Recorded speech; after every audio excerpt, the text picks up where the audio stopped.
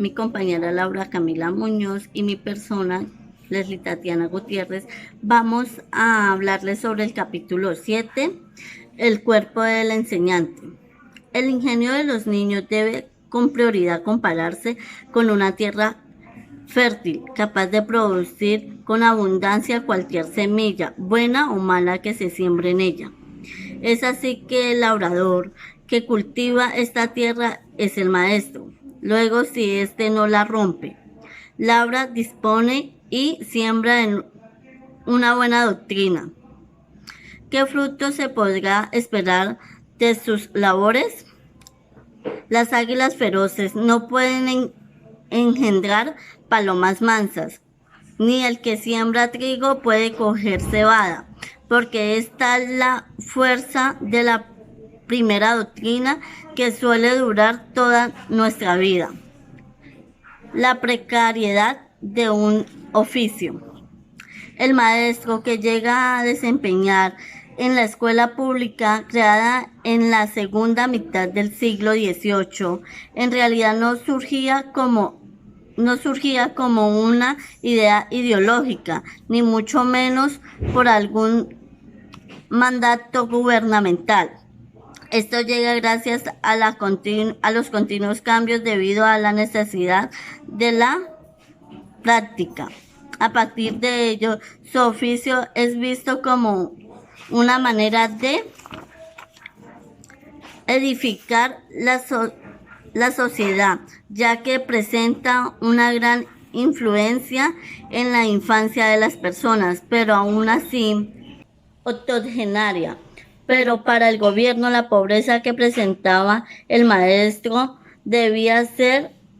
no debía ser el motivo para desempeñar en su oficio.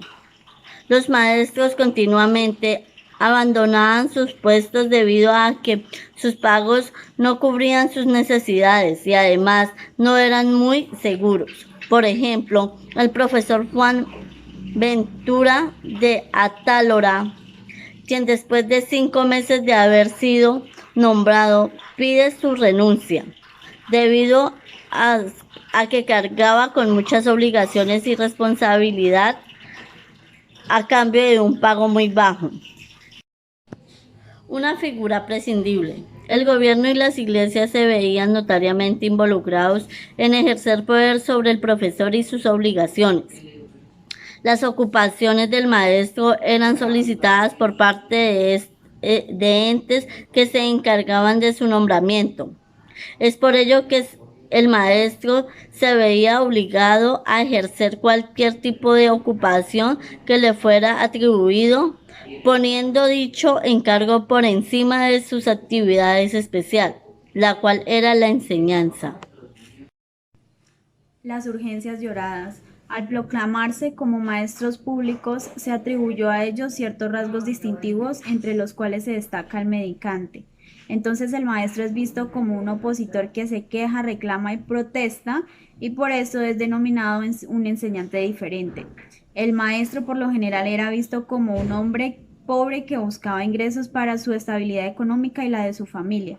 Sin embargo, en el último tercio del siglo XVIII ya su nombramiento no iba a depender de que mencionara su necesidad, como fue dicho anteriormente, sino que a pesar de que la enseñanza se propuso ser remunerada, se contaba con su pago para remediar otro tipo de urgencias que se presentara, dejándolo sin dinero para sustentarse.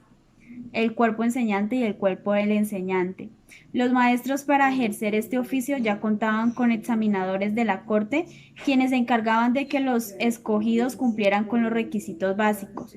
Por su parte, los maestros, después de ser elegidos, podían escoger en qué escuela quedarse y además quedaban exentos de llegar a ser encarcelados.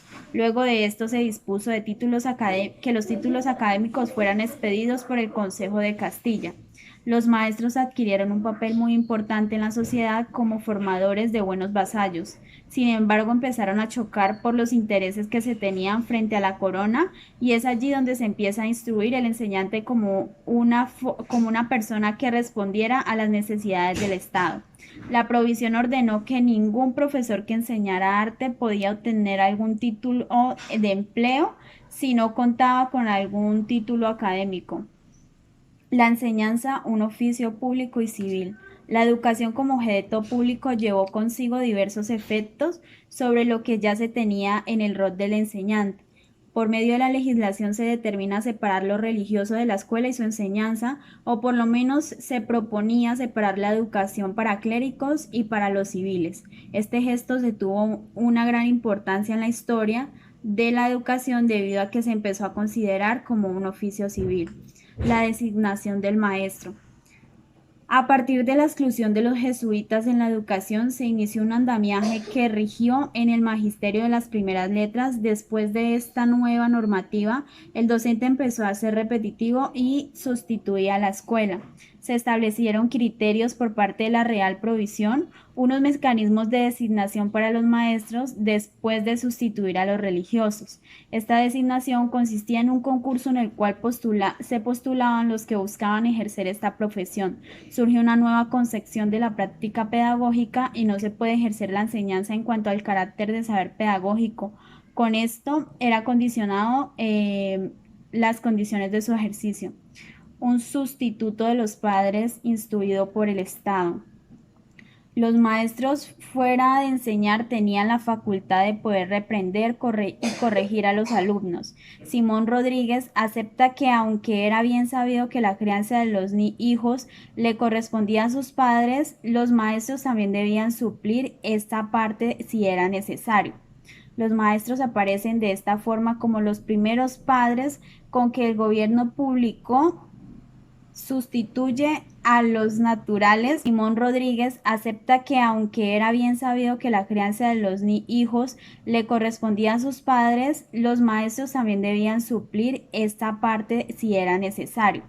Los maestros aparecen de esta forma como los primeros padres con que el gobierno público sustituye a los naturales para su por estos, a los hijos la educación civil, moral y científica que la sociedad humana y la religión piden.